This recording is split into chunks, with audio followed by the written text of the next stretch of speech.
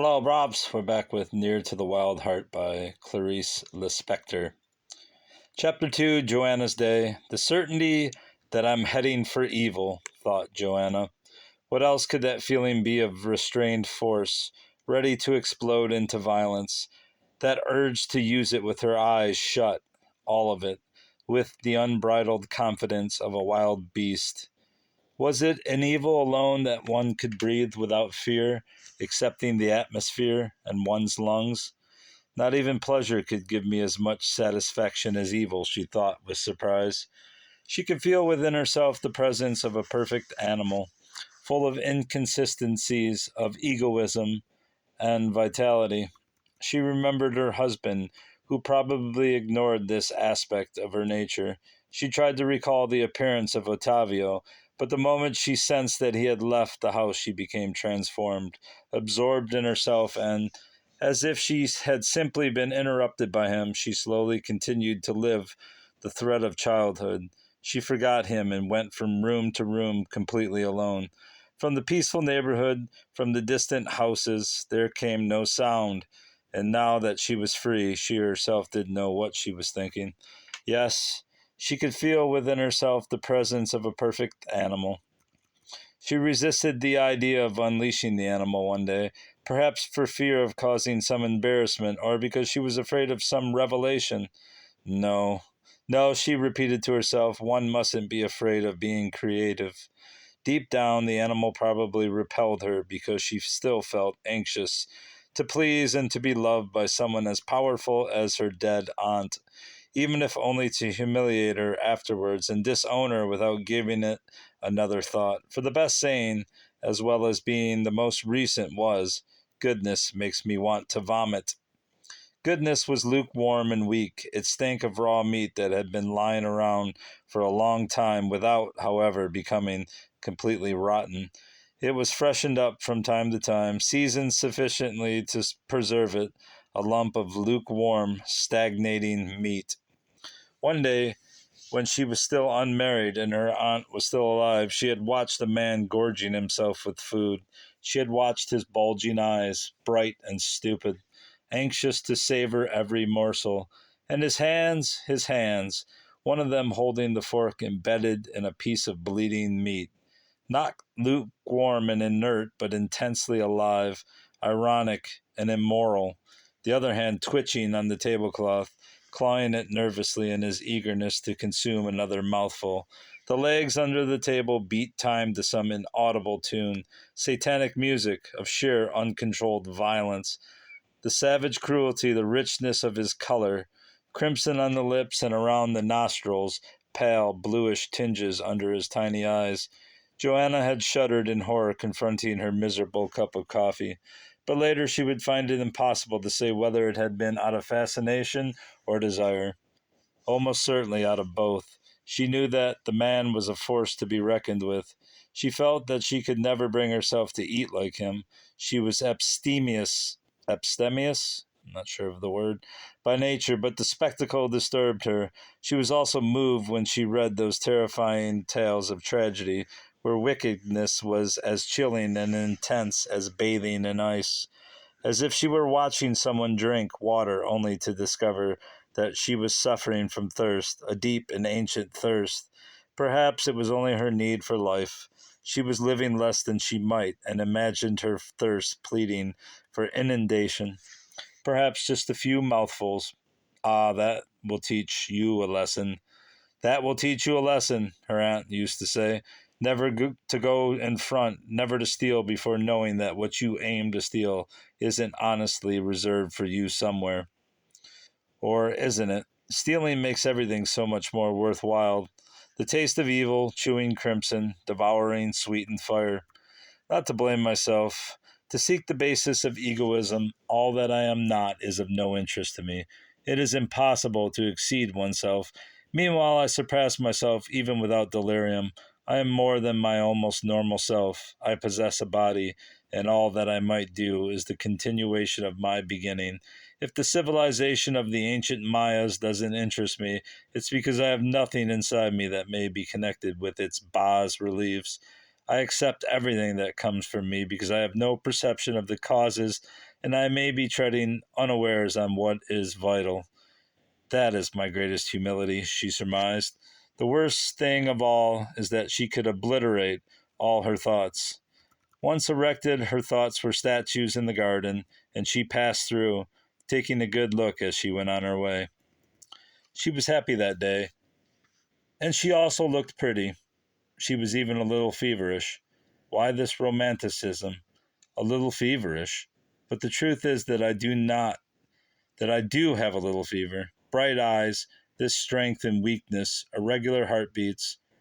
When the light breeze, the summer breeze, caught her body, she shivered all over with cold and heat. And then she thought in a flash, unable to pause and invent, "It's because I'm still very young, and whenever they touch or do not touch me, I feel," she reflected. To think now, for example, of fair streams. Precisely because fair streams don't exist. Do you understand? This is how one escapes.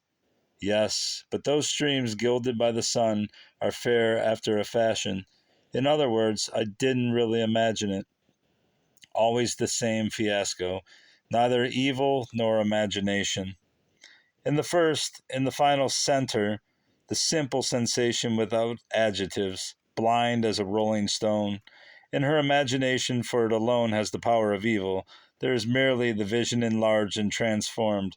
Beneath it, the impassive truth. One lies and stumbles on the truth. Even in freedom, when she gladly chose new paths, she recognized them afterwards. To be free was to proceed in the end. And here once more is the path traced out. She would only see what she already possessed within herself.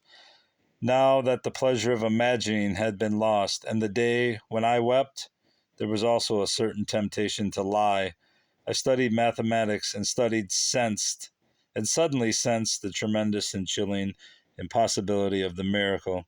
I looked through that window, and the only truth, the truth which I could never tell that man to his face without his running away from me, the only truth is that I am alive. Truly, I am alive. Who am I? Well, that is asking too much. I am reminded of a chromatic study by Bach, and my intellect fails me. It is as cold and pure as ice. Yet one can sleep on it. I lose consciousness. But no matter, I find the greatest serenity in hallucination. How curious that I'm unable to say who I am. That is to say, I know perfectly well, but I cannot bring myself to say it. Most of all, I'm afraid of saying it, because the moment I try to speak, not only do I fail to express what I feel, but what I feel slowly transforms into what I am saying. Or at least, what makes me act is not what I feel, but what I say. I feel who I am, and the impression is lodged in the upper part of my brain, on my lips, especially on my tongue, on the surface of my arms, and is also coursing inside me, deep down inside my body, but where, precisely where, I cannot say. The taste is gray, faintly tinged with red, touches of blue on the worn parts, and it moves slowly like gelatin. Sometimes it becomes sharp and wounds me, colliding with me. Very well, now let's think of a blue sky, for example. But above all, where does this certainty of being alive come from? No, no, I am not well, for no one asks himself those questions, but the fact is that it's enough to remain silent in order just to see beneath all the realities, the one irreducible reality, that of existence. And beneath all the doubts, the chromatic study, I know that everything is perfect, for it has followed from scale to scale its fatal path in relation to itself. Nothing escapes the perfection of things. That is the history of all things. But this does not explain why I am moved when Ottavio coughs and puts his hand to his chest like this, or when he smokes and the ash falls on his mustache without his even noticing. Ah, pity is what I feel at such moments. Pity is my way of loving, of hating and communicating. Pity is what sustains me against the world. Just one person lives through desire, and another through fear. Pity for the things that happen without my knowing. But I am tired, despite my happiness today, a happiness which comes from who knows where, like that of a summer dawn. I am tired, I am now desperately tired. Let us weep together softly at having suffered, and let us continue to suffer sweetly. Weary sorrow reduced to a tear, but now it's craving for poetry. This I confess, dear God. Let us sleep holding hands. The world goes round, and somewhere there are things unknown to me. Let us sleep on God and on mystery. A quiet, fragile ship floating on the sea. There you have sleep. Why was she so ardent and light? Like the air that comes from the stove when it's uncovered. The day had been like any other, which might explain this upsurge of life. She had woken up filled with the light of day and inundated.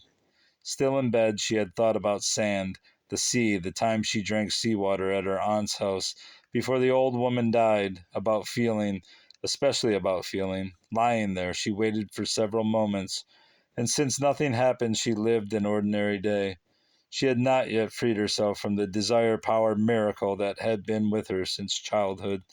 The formula had succeeded so many times to feel the thing without possessing it.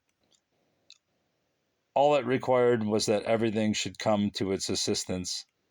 Leave it light and pure, in a state of fasting, in order to receive imagination. Whoa, I've gone off the page there. As difficult as flying and without anywhere to support one's feet, to receive something extremely precious in one's arms.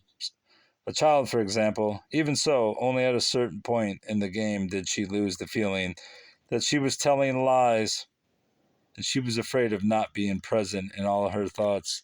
She loved the sea and could feel the bed sheets covering her. The day advanced and left her behind, alone. Still lying in bed, she had remained silent, almost without thinking. As sometimes happened, she superficially observed the house filled with sunshine at that hour, the window panes high and shining as if they were light itself. Ottavio had gone out. There was no one in the house, and no one inside her, so that she was able to have thoughts as detached from reality as she pleased. If I were to see myself there in the land of the stars, I would remain only for myself. It was not nighttime. There were no stars. Impossible to see oneself from such a distance. Distracted, she suddenly remembered someone.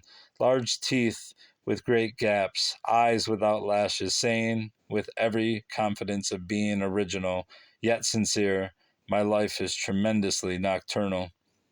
Having spoken, this person remained still, quiet like an ox at night. From time to time the head moved in a gesture, without meaning or purpose, only to go back to being engulfed in stupidity. Filling the entire world with fear. Ah, yes, the man belonged to her childhood, and connected with his memory there was a moist bunch of enormous violets, trembling with luxuriance. Now fully awake, should she so desire, Joanna could relax a little and relive her entire childhood. The brief period spent with her father, the removal to her aunt's house, the teacher instructing her how to live, puberty surfacing mysteriously, boarding school, her marriage to Ottavio. But all this was much briefer. A simple look of surprise could exhaust all these facts. Yes, she had a touch of fever. If sin existed, she had sinned. Her whole life had been a mistake. She felt useless. Where was the woman with the voice? Where were the women who were merely female?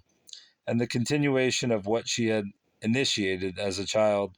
She had a touch of fever, the outcome of those days when she had wandered to and fro, renouncing and loving the same things 1,000 times over. The outcome of those nights lived in darkness and silence, tiny stars twinkling on high. The girl stretched out on the bed, her eye vigilant in the waning light, the whitish bed swimming in the darkness, weariness creeping inside her body, lucidity fleeing the dusk, tattered dreams, awakening visions, Ottavio alive in the other room, and suddenly all the weariness of waiting concentrating itself in one nervous, rapid movement of her body, the muffled cry, then coldness and sleep. That was a whole lot of saying not much, to be honest. A lot of fever dream and not much information. Oh well, we continue. Goodbye.